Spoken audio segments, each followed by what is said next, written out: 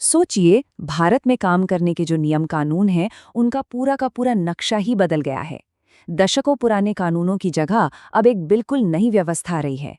तो चलिए, आज इसी बड़े बदलाव को समझने की कोशिश करते हैं, एक ऐसा बदलाव जो हर कर्मचारी और हर कंपनी पर असर डालेगा। तो चलिए, इस पूरी बात की जड़ से शुरू करते हैं। एक ऐसी चीज जो हम सबसे जुड़ी है, सैलरी। और इससे भी ज्यादा जरूरी, इसका टाइम पर मिलना। आखिर मेहनत के बाद सबसे जरूरी चीज तो यही है ना? सवाल तो सीधा है, पर इसका जवाब भारत के कानून की पूरी कहानी बता देता है। क्या सैलरी में देरी सिर्फ एक छोटी मोटी बात है, एक असुविधा है, या फिर कानून की नज़र में ये एक सीरियस मामला है? चलिए, आज इसी गुत्थी को सुलझाते हैं। और देखिए, कानून इस बारे में एकदम साफ है। टाइम पे सैलरी देना कोई मेहरबानी नहीं है, बल्कि एक कानूनी जिम्मेदारी है। ये हर कर्मचारी का हक है। तो सवाल ये है कि इस प्रॉब्लम को सुलझाने के लिए पहले क्या किया गया था? अच्छा, इसके लिए हमें थोड़ा पीछे जाना होगा, आज़ादी से भी पहले, साल 1936 में। तब एक कानून बनाया गया था जो मजदूरों के लिए एक सेफ्टी नेट की तरह था। तो ये कानून था मजदूरी भुगतान अधिनियम 1936। और इसका मकसद, आप देखिए, एकदम सीधा साधा था। ये पक्का करना कि हर किसी को उसकी मेहनत का पैसा मिले, वो भी सही टाइम पर, और हाँ, उसमें कोई फालतू की कटौती ना हो।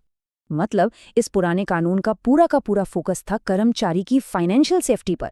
इसका मेन मकसद यही था कि भाई उनकी जेब पर कोई आंच ना आए, उनकी आर्थिक स्थिरता बनी रहे। तो क्या क्या था इसमें? देखिए, टाइम पर पेमेंट, गलत कटौतियों से प्रोटेक्शन, ये सब मिलकर एक मजबूत सेफ्टी नेट बनाते थे। और एक दिलचस्प बात यह है कि इसका मकसद सजा देना उतना नहीं था जितना प्रॉब्लम को होने से रोकना था। एक तरह से ये प्रिवेंशन वाला तरीका था। लेकिन वक्त के साथ होता क्या है, जो सिस्टम सुरक्षा के लिए बनाया गया था वो खुद ही एक प्रॉब्लम बन गया। चलिए देखते हैं कि कैसे एक नई चुनौती खड़ी हो गई। जरा इस नंबर पर गौर कीजिए, 29। जी हाँ, 29। धीरे धीरे करके देश में 29 अलग अलग लेबर लॉ बन गए। अब सोचिए, हर कानून के अपने नियम, अपनी कागजी कार्यवाही, मतलब एक पूरा मकड़जाल। और इतनी सारे कानूनों का नतीजा, कंपनियों के लिए तो ये एक भूल भुलैया जैसा हो गया। इतने सारे रजिस्ट्रेशंस, अलग अलग लाइसेंस, ढेरों रिटर्न भरने पड़ते थे। इस सब में बिजनेस करना सच में बहुत मुश्किल हो गया था। तो इस कॉम्प्लेक्सिटी को, इस उलझन को दूर करने के लिए सरकार एक बहुत बड़ा रिफॉर्म लेकर आई, 4 लेबर कोड्स। ये एक बिल्कुल नया तरीका था सोचने का। आइडिया बहुत सिंपल और पावरफुल था। सोचिए, 29 अलग अलग किताबों को हटाकर सिर्फ 4 मेन गाइडबुक बना दी गईं, ताकि हर किसी के लिए नियमों को समझना और उन्हें फॉलो करना आसान हो जाए। तो ये बदलाव कितना बड़ा था, इसका अंदाजा इन आंकड़ों से लगाइए।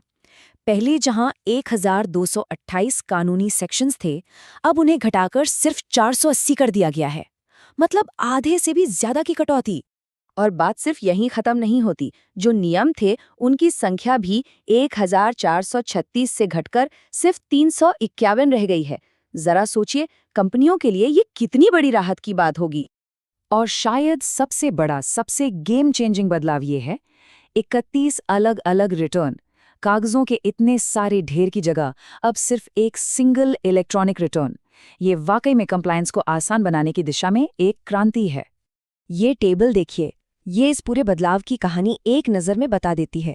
जहां पहले 84 अलग अलग रजिस्टर मेंटेन करने पड़ते थे, अब सिर्फ 8 से काम चल जाएगा। और 8 अलग अलग रजिस्ट्रेशन की जगह अब सिर्फ 1।